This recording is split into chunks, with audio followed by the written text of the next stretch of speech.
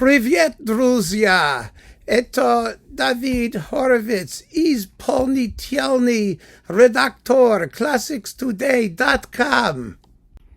Hello, friends. This is David Hurwitz, executive editor at classicstoday.com, here in my AI incarnation.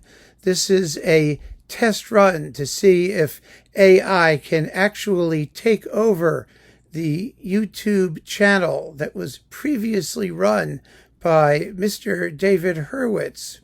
Today's topic is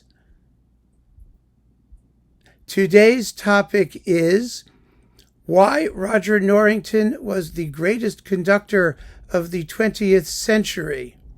Hello, friends. This is Dave Hurwitz, executive editor at classicstoday.com, here with Ask Dave. And today's question, coming from one of our viewers, is if Klaus Mekala is the Ken doll of classical music, then who is Barbie? Hello, friends. This is Dave Hurwitz, executive editor at classicstoday.thing, here to describe to you why the tam-tam is the most important instrument that has ever been invented in the history of humankind, dating back to the Neolithic period. Hello, friends. This is Dave Hurwitz, executive editor at classicstoday.com, the real one, not the AI simulacrum that you saw previously. As you can see, it still has a few kinks that need to be worked out, but we're almost there. I don't really worry about having some sort of strange computerized version taking over from the real me. I really don't worry about that because I'm just irreplaceable, inimitable, of course.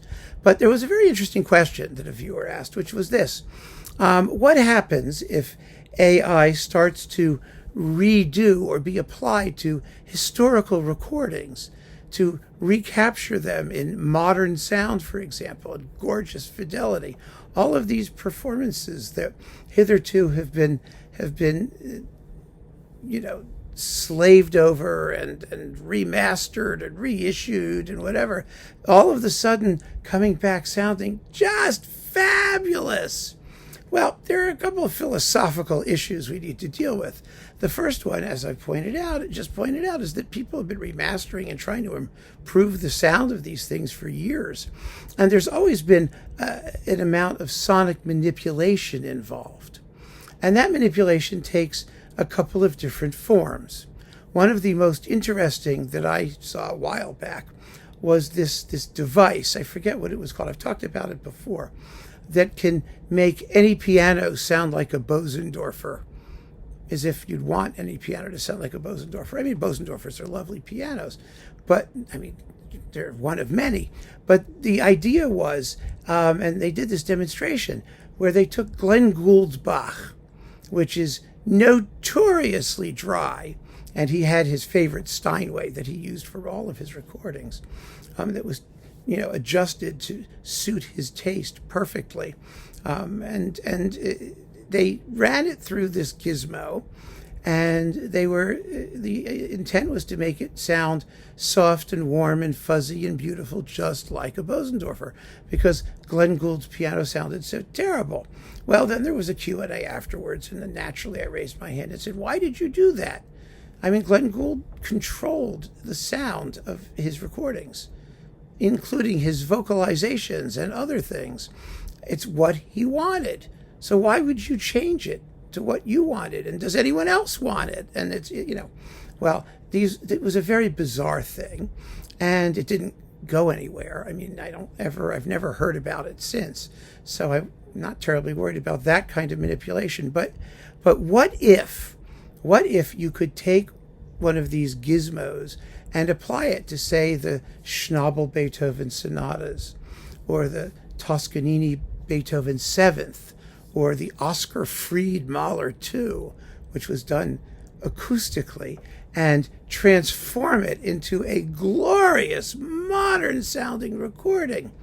Well, I don't think that's going to happen. I really don't. I mean, if it does happen, it would be so speculative as to be completely worthless as a legitimate artistic entity in its own right, representative of that artist. So we have to be clear about these things, you know? If somebody is able to take somebody's interpretation of, say, Mahler 2, let's take an example, and transform it from a scruffy, terrible, primitive, early mono electrical recording on 78s, let's say Ormandy in Minneapolis or something like that, and all of a sudden make it into something splendiferously magnificent in demonstration quality, then what they would have to add to do that would not make it the Ormandy Mahler 2 anymore. It might well be a fabulous Mahler 2, because I do believe that we judge things by what they sound like. That's what the test has to be, yes? And so if some sort of AI programming thing turns out an absolutely stunning Mahler 2, which of course they would have to pass off as some famous person, because classical music people are allergic to technological innovation for the most part, and they believe that real human beings have to do things, and I don't believe any of that stuff. My judge of everything musical, as you all know, is what does the finished product sound like? And if it sounds absolutely fantastic and it's a great interpretation, I don't care if it's generated by AI or anything else. It's fine with me. I'll take as many great interpretations I can get my hands on of anything that I like, and however they get there is okay.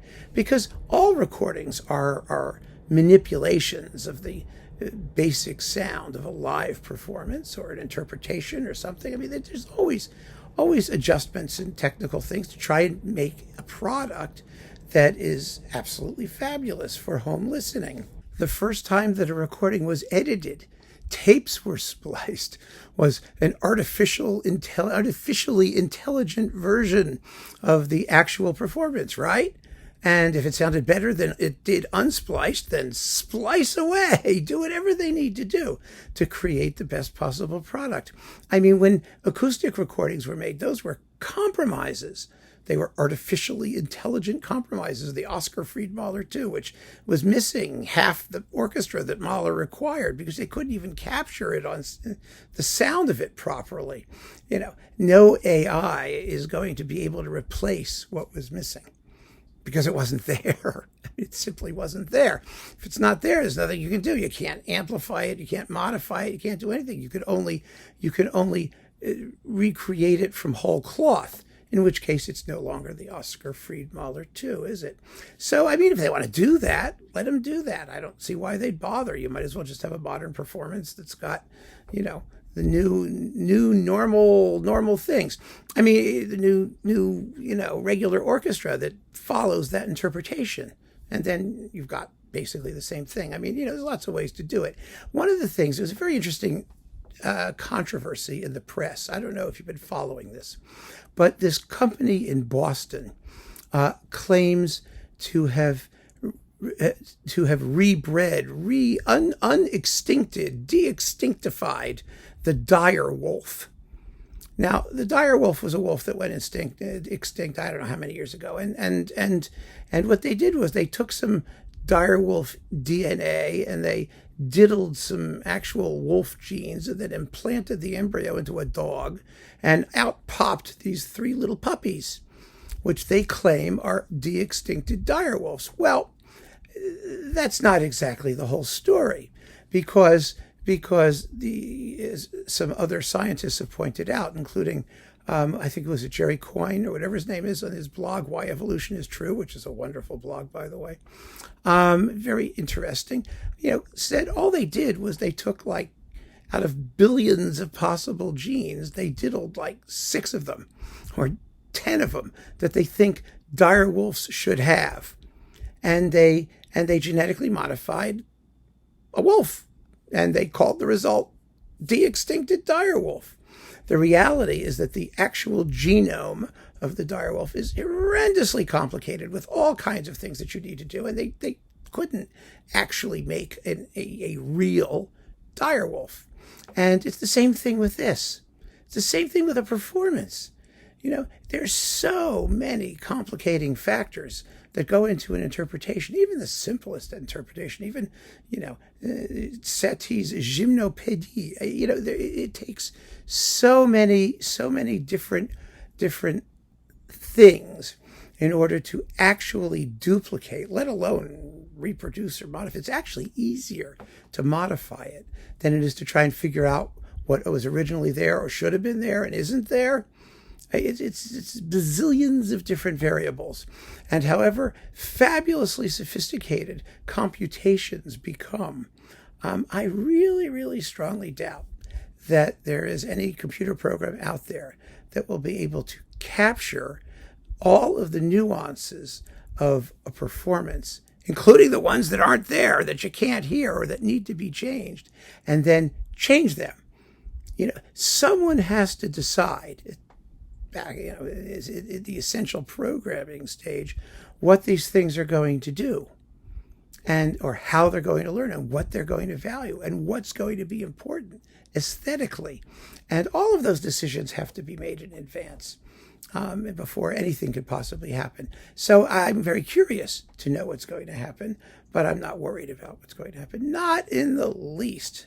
I don't find technology to be threatening. I find it interesting, generally speaking. And like I said, if it does, through some miracle, create a product which is absolutely fabulous to listen to and brilliant and wonderful and terrific, if it wins the Clyburn competition, which wouldn't surprise me, frankly, yeah, what the heck? We'll just keep on listening and we'll describe what we hear. But based on the sound of it, not based on who's doing it or what, because that doesn't make any difference. The only thing that matters is the sound of the finished product. So keep on listening, friends, and thanks for joining me. Take care.